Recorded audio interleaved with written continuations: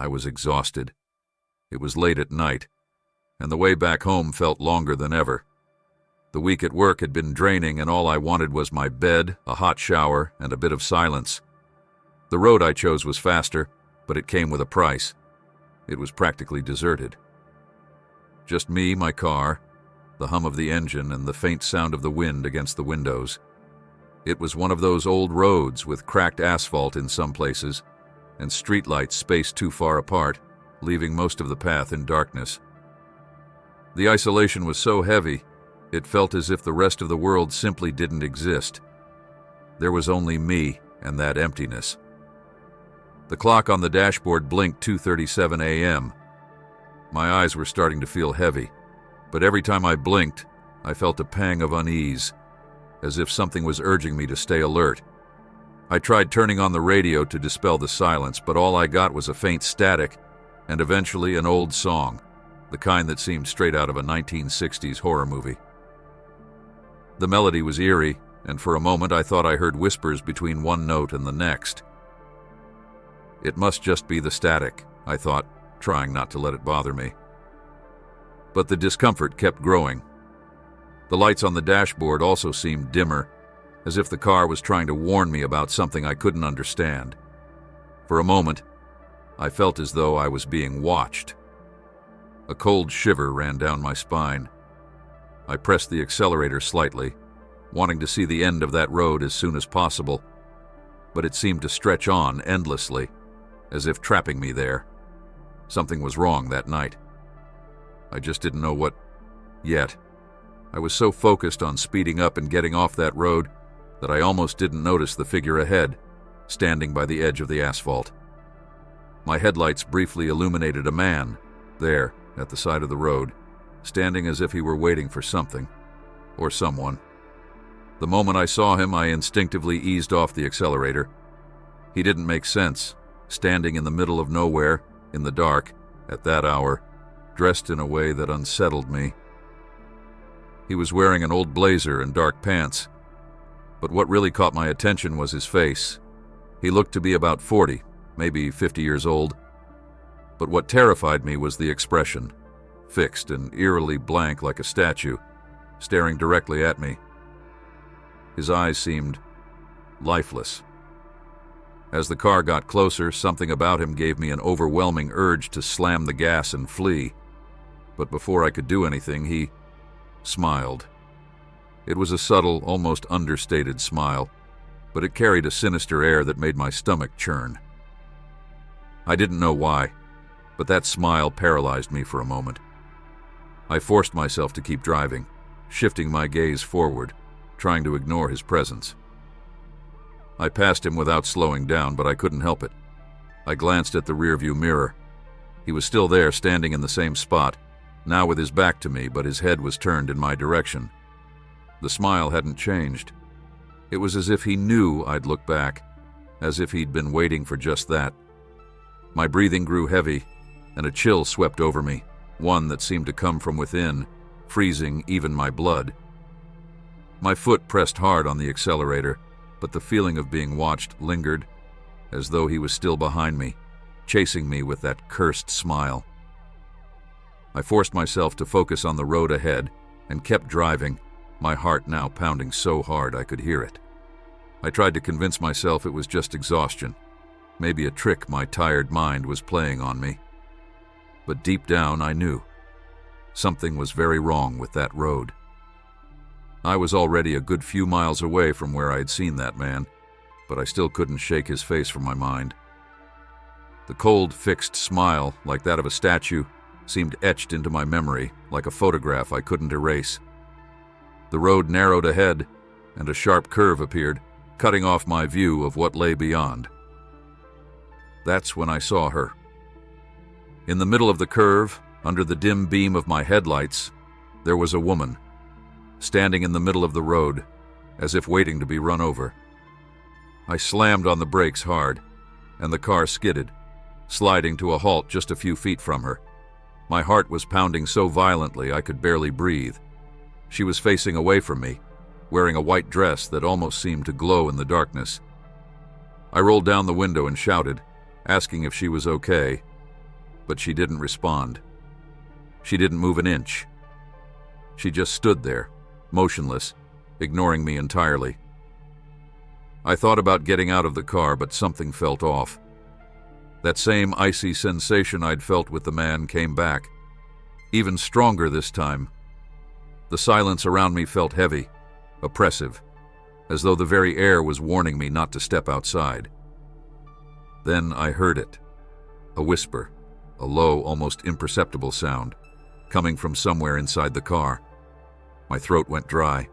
Slowly, I glanced at the rearview mirror, praying I wouldn't see anything, just the empty back seat and the darkness outside. I took a deep breath, trying to calm myself, and looked back at the road. But the woman was no longer there. A chill ran down my spine, so intense it left me paralyzed for a moment. I quickly closed the window and shifted into gear, speeding off as fast as I could. As the car picked up speed, my eyes scanned the sides of the road, expecting to see her reappear. But the path ahead was empty, silent, lifeless. My thoughts were a mess. Part of me wanted to believe it was just exhaustion, that I was imagining things, but the other part knew I wasn't.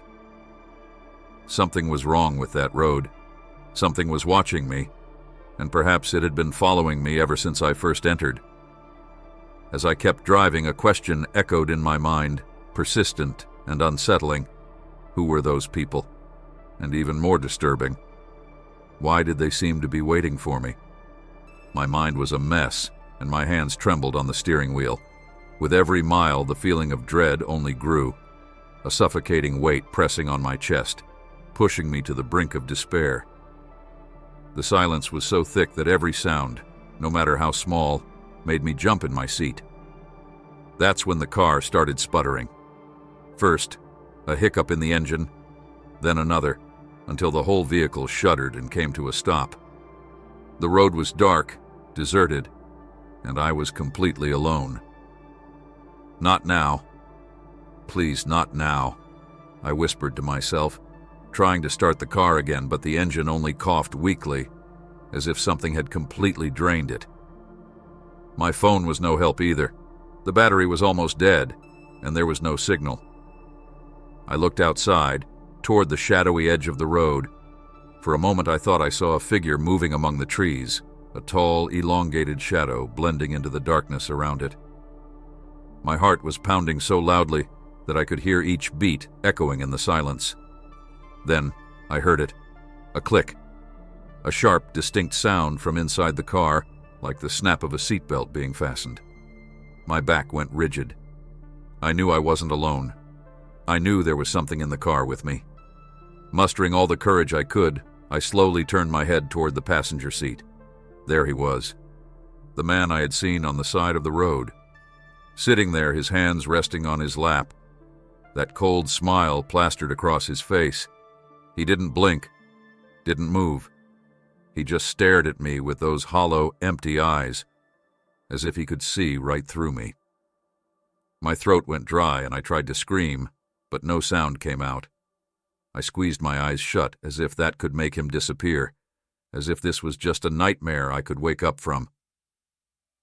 When I opened them again, he was still there, but now his face was inches from mine.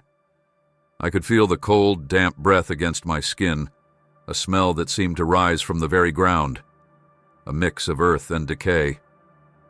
"You shouldn't have come this way," he whispered, his voice more like a distant echo, reverberating from a place not of this world. I shut my eyes again, desperate, praying for him to vanish. My hands shook violently as I turned the key in the ignition, and finally, the engine roared back to life. When I opened my eyes, he was gone. The seat was empty, as if I had imagined it all. I didn't think twice. I hit the gas, the car jerking down the road, but an even worse feeling crept over me. Even with the seat empty, I knew he was still there. He no longer needed a body, no longer needed to be seen. That road, those figures, they had entered me like a dark, suffocating secret that I could never escape.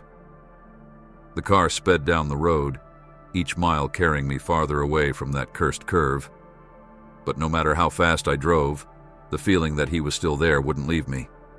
The presence was heavy, dense, as if it were clinging to me, lurking in some dark corner of the car, or worse, inside my mind. After what felt like hours, I finally saw a brightly lit gas station. The place was empty except for the attendant, a thin, tired-looking old man who eyed me warily as I stumbled out of the car, barely able to breathe. "You okay, son?" he asked, noticing my distress. I don't know," I stammered, my voice shaky. That road, there was a man, then a woman, and then he was in the car with me." The words spilled out, disjointed and frantic. I knew I sounded crazy, but I had to tell someone, had to rid myself of that suffocating weight. The attendant was silent for a moment, his eyes studying my face with a somber, almost sorrowful expression.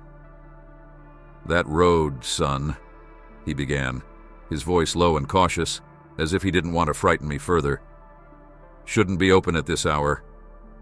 It was shut down years ago, after an accident took out an entire family. Folks around here say that after midnight, anyone who takes that road starts seeing things they shouldn't, people who never manage to leave." My legs wobbled, and a cold shiver ran down my spine. I tried to laugh it off to convince myself it was just a local ghost story, a tale meant to spook outsiders. "I probably shouldn't be telling you this," he continued, his tone dark and hesitant, "but you're lucky you got out. Not many do. And even fewer have the guts to talk about what they saw." He gave me a final look, one filled with an unsettling understanding. "Next time, pick another road. Not everyone who goes down that one comes back." With that, he turned away, leaving me there, alone, with a terrible sense that something inside me had shifted. I glanced back toward the dark road in the distance, its asphalt cloaked in shadow, and realized I would never be able to drive again without feeling that icy dread. Because even now, there was a part of me that knew I hadn't completely escaped that road, and that something, or someone, was still following me, waiting for the right moment to return.